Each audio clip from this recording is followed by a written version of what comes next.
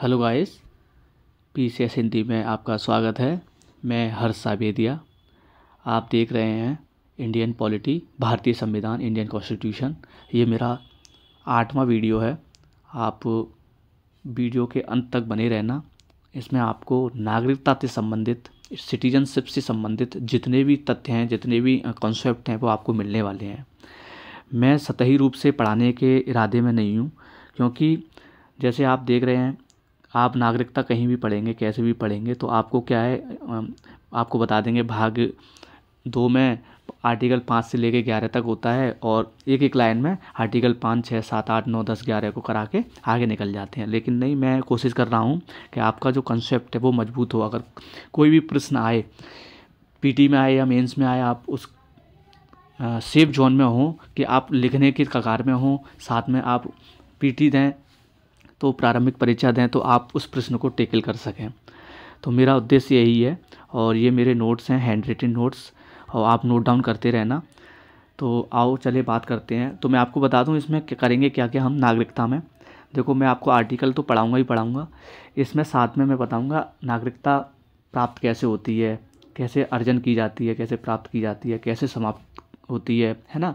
और नागरिकता से अधिनियम, जो नागरिकता के जो अधिनियम है कौन कौन से हैं, है ना, और इसका स्वरूप क्या था, है फंडामेंटल राइट्स जो नागरिकों को मिलते हैं, भारतीय नागरिकों को, वो कौन कौन से मिलते हैं, विदेशियों को कौन कौन से मिलते हैं, मैं ये कराने वाला हूँ आपको।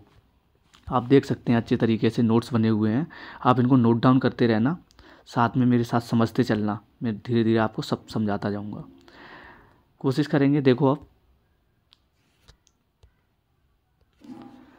भाग 2 में नागरिकता आर्टिकल 5 से लेकर 11 तक आता है। नागरिक है, उसकी जो शर्तें हैं वो क्या है। भारत का स्थायी निवासी हो, नंबर 1। अधिकार, फंडामेंटल जो राइट्स बोलते हैं, सामाजिक राइट और आर्थिक और राजनीतिक, मतलब 3 तरीके के राइट्स, सोशल हो, इकोनॉमिक और पॉलिटिकल। संविधान के प्रति निष्ठा रखता हो। विदेशी को सामाजिक राइट्स मिलते हैं सिर्फ, और जो नागरिक होता है भारत का, जैसे नागरिक है, वो इसका स्थायी निवासी होगा, उसको राइट्स होंगे सोशल, इकोनॉमिक और पॉलिटिकल। संविधान के प्रति उसकी निष्ठा होगी, उसको मानना ही पड़ेगा। मतदाता और मतदान करने का उसको अधिकार होगा। साथ में आप देखेंगे, आप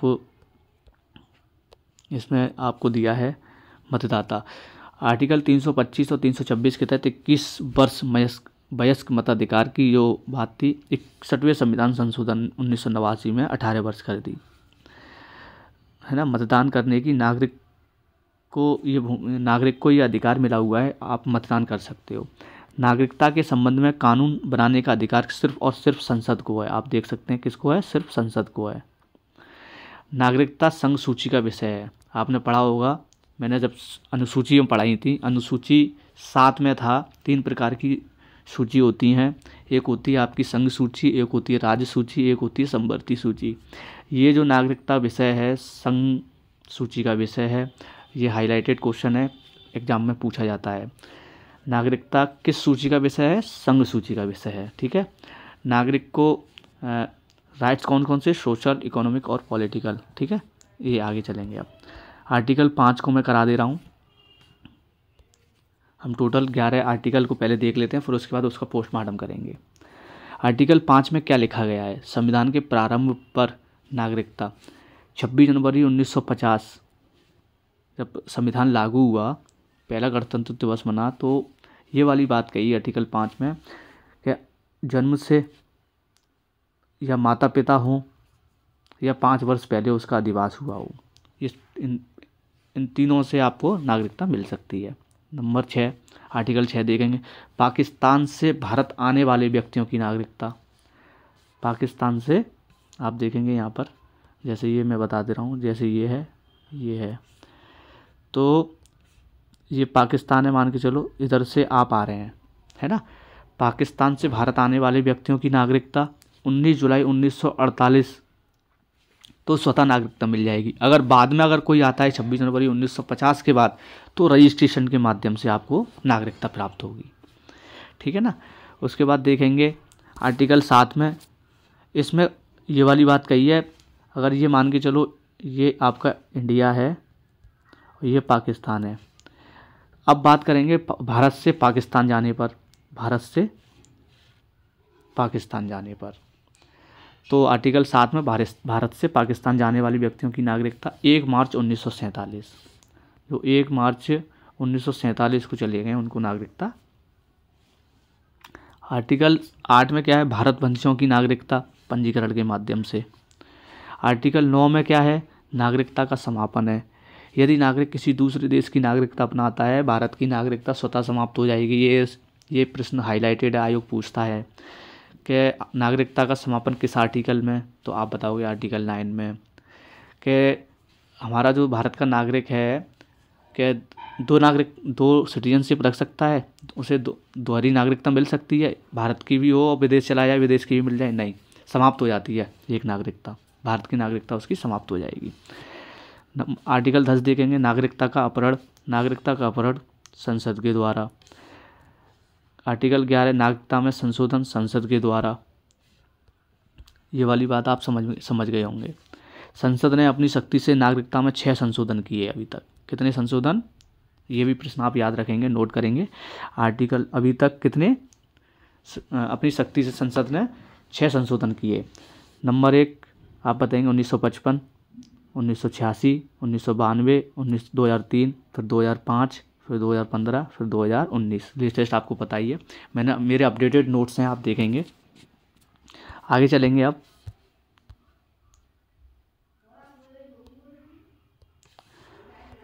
छब्बीस नवंबर 1949 को जो लागू हुआ संविधान हमारा, तो ब्रिटेन से हमने सिंगल सिटीजनशिप ली है ना। भारत की नागरिकता किससे प्रभावित है, अब मैंने यहाँ दिखाया है, नोट देख लेना आप इस तरीके से। किससे प्रभावित है, ब्रिटेन से। यहाँ सिंगल सिटीजनशिप है, भारत की भी सिंगल सिटीजनशिप है। यूएसए की दोहरी नागरिकता है, मतलब डबल सिटीजनशिप है, संघ में अलग है, प्रांत में अलग है। अपवाद स्वरूप जब आर्टिकल जो 370 हम पढ़ रहे थे, और जम्मू कश्मीर ही एक ऐसा राज्य था हमारे देश का जिसका एक अलग संविधान था, अलग प्रारूप था उसका, अलग संविधान के तहत वो काम कर रहा था।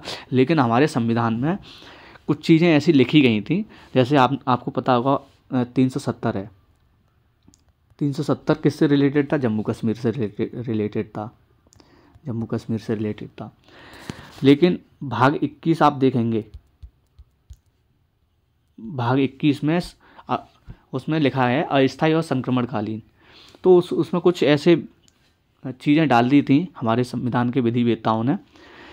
तो भाग 21 के तहत जो 2019 का सिटीजनशिप एक्ट जो आया, उसमें कई ऐसे बदलाव किए और जम्मू कश्मीर को अपने अंडर में लिया। वहाँ का जो सारी चीज़ें तो वो वहाँ की समाप्त हो गई। पहले यहाँ जम्मू कश्मीर की दोहरी नागरिकता थी, आपको पता होगा, तो मैंने इसीलिए आपको एरो करके दिखा दिया है, ये आप देख सकते हैं, ये एरो करके मैंने दिखाया था। लेकिन ये अब क्या है, ख़त्म हो गई है दोहरी नागरिकता जम्मू कश्मीर की, ख़त्म। यहाँ सिंगल सिटीजनशिप है। और नए राज्य आपको पता ही है जो केंद्र शासित बनाए हैं, एक तो जम्मू कश्मीर है, और एक लद्दाख है, ये 2 बनाए हैं। आप कमेंट में मुझे ये बताइए जम्मू कश्मीर में कितने ज़िले हैं और लद्दाख में कितने ज़िले हैं। उसके बाद देखेंगे आप, बड़ा कर दे रहा हूँ, आपको समझ में आएगा।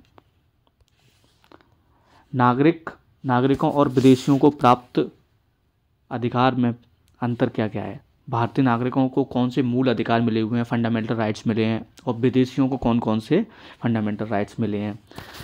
और भारतीय नागरिकों को तो खैर मिलेंगे क्योंकि भारत के नागरिक हैं, लेकिन विदेशियों को कौन कौन से मिले हैं सिर्फ, वो भी देखेंगे।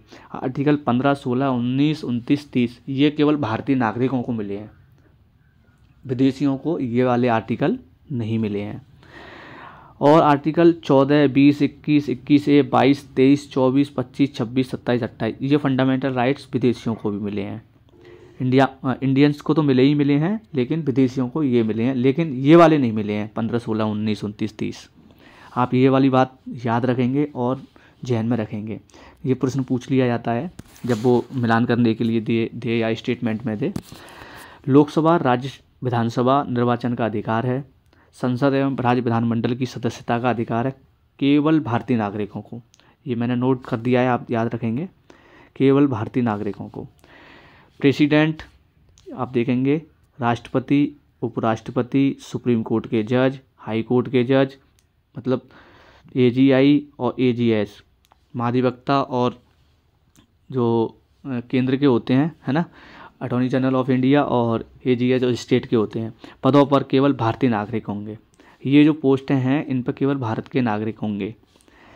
कानूनी दर्जे के आधार पर व्यक्तियों के विभिन्न वर्ग, आप देखेंगे कानूनी दर्जे के आधार पर व्यक्तियों के विभिन्न वर्ग 4 भागों में बांटा गया है। नंबर 1 नागरिक सिटीजन, अन्य देशी व्यक्ति फॉरेनर, राज्य विहीन व्यक्ति स्टेटलेस पर्सन, और शरणार्थी रिफ्यूजी। आप नोट करते चलेंगे मेरे साथ, देखेंगे भारत का पूर्ण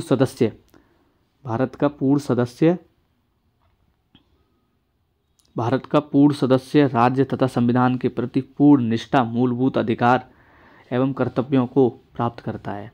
यह सिटीजन की बात की गई है।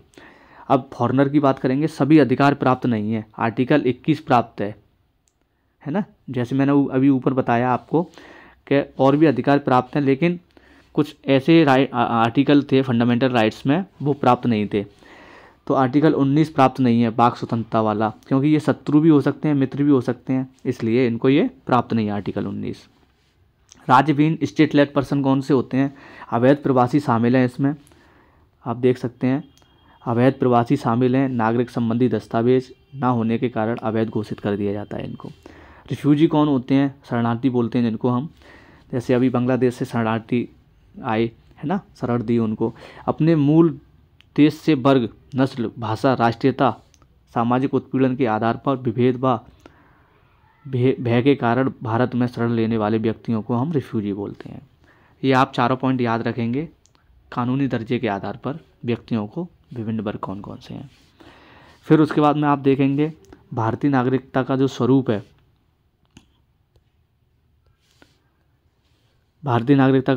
है, वो क्या है? संविधान, एक नागरिकता, पूरे देश के लिए एक ही नागरिकता होगी। नंबर 2 क्या है पॉइंट? भारत सिर्फ भारतीय नागरिकता धारण अनुमति प्रदान, एक साथ कई देशों की नागरिकता नहीं मिलेगी। नंबर 3 भारत में केवल प्राकृतिक व्यक्ति को ही नागरिकता, विधिक व्यक्ति, कंपनी, निगम आदि को नागरिकता नहीं है। याद रखना, केवल प्राकृतिक व्यक्ति, नेचुरलाइजेशन बोलते हैं जिसको हम। और एक विवाद हुआ था विधिक व्यक्ति जो होता है वो कंपनी और निगम के लिए, तो एक विवाद हुआ कि उनको भी नागरिकता के लिए, तो वहाँ से फिर सुप्रीम कोर्ट ने ये जजमेंट दिया, state trading corporation of India limited versus commercial officer 1963। ये आप विवाद याद रखेंगे। फिर उसके बाद देखेंगे आप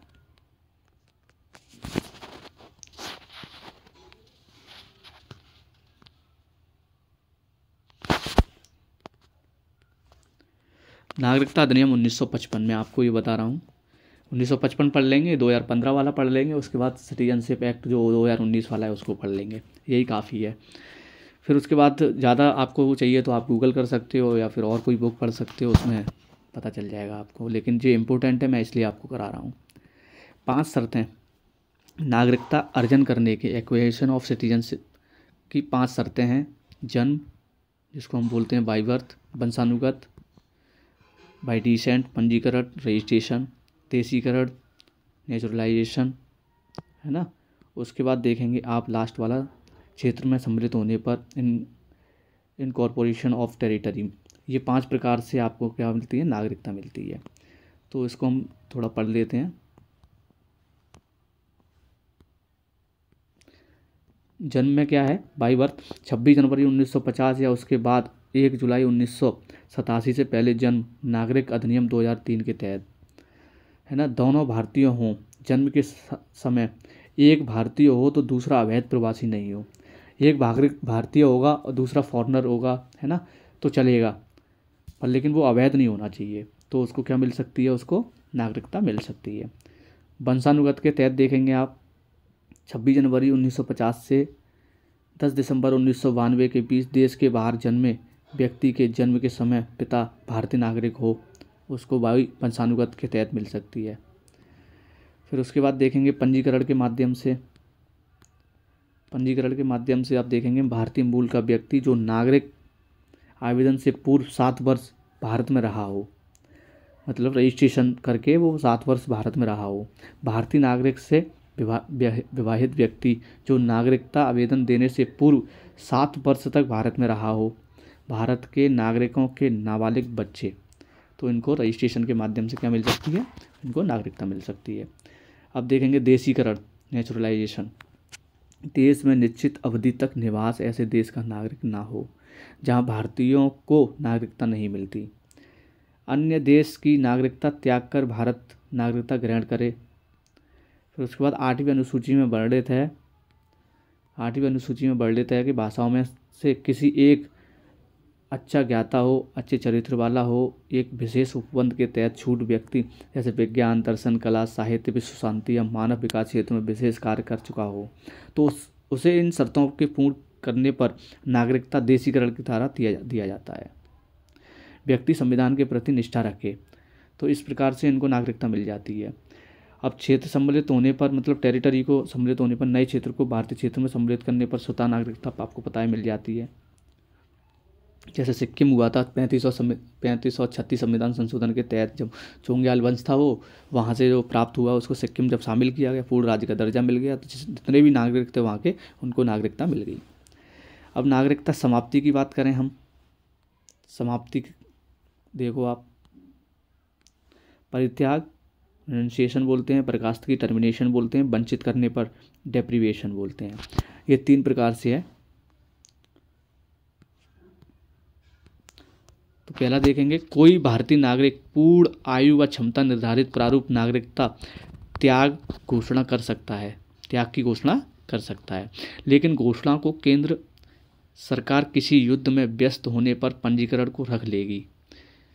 उस व्यक्ति का प्रत्येक नाबालिग बच्चा भारतीय नहीं रहेगा, लेकिन 18 वर्ष की आयु प्राप्त करने पर भारतीय नागरिक उसको नागरिकता ग्रहण कर सकता है। बर्खास्तगी के तहत कोई भी भारतीय नागरिक स्वेच्छा से अन्य देश की नागरिकता ग्रहण कर सकता है। भारतीय नागरिकता स्वतः बर्खास्त हो जाएगी।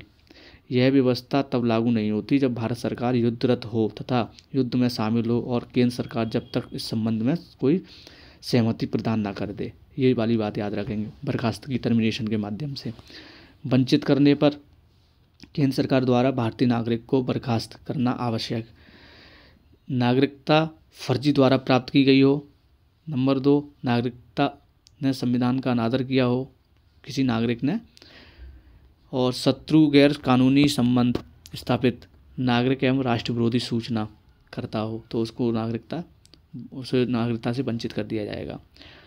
रजिस्ट्रेशन एवं नेचुरलाइजेशन, जैसे देशीकरण का नाम बोलते हैं, रजिस्ट्रेशन और देशीकरण, नागरिक के 5 वर्ष के दौरान 2 वर्ष के बाद कैद की, नागरिक सामान्य रूप से भारत के बाहर 7 वर्षों से रहा हो। ये सारी चीज़ें, ये पॉइंट हैं, आप याद रखना है इनको, नोट भी याद रखेंगे ये, है ना। जो व्यक्ति जन्म के आधार पर भारत का नागरिक है, उसे किसी व्यक्ति स्थिति में नागरिकता से वंचित नहीं किया जा सकता। 7 वर्षों से बाहर रहने से तात्पर्य है कि इस दौरान वह ना तो किसी शिक्षा संस्था से पढ़ा और ना ही भारत सरकार या किसी ऐसे अंतर्राष्ट्रीय संगठन की सेवा में हो जिसमें भारत सदस्य रहा हो। ये वाला पॉइंट आप याद रखना। भारतीय पासपोर्ट के प्रकार कौन कौन से हैं ये भी देख लो आप।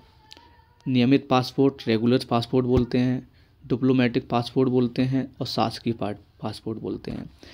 नियमित पासपोर्ट जो रेगुलर पासपोर्ट होता है वो नेवी ब्लू होता है ना, मैरून कवर का होता है ये वाला डिप्लोमेटिक वाला, और ये वाइट कवर का होता है, ये आप याद रखेंगे। साधारण यात्रा के लिए होता है ब्लू वाला। मैरून वाला भारतीय डिप्लोमेट एवं वरिष्ठ स्तर के सरकारी अधिकारियों को मिलता है। वाइट कवर आधिकारिक कार्य से जाने वाले भारतीय अधिकारियों के लिए मिलता है, जो ऑफिशियल वर्क होता है और उसके लिए जब जाने वाले भारतीय होते हैं उन अधिकारियों को मिलता है, जो डिप्लोमेटिक के लिए मिलता है मैरून। आगे बात करेंगे आप, मैंने यहाँ तुलना बताई है ना, NRI, PIO और OCI। NRI का मतलब है नॉन रेसिडेंट इंडियन, अब अनिवासी भारतीय, ये भारतीय मूल के व्यक्ति होते हैं PIO, और OCI भारत के समुद्र पारीय नागरिक होते हैं। इनको किस प्रकार से मैंने तुलनात्मक रूप से आपको बताया है, आप इसको देखेंगे।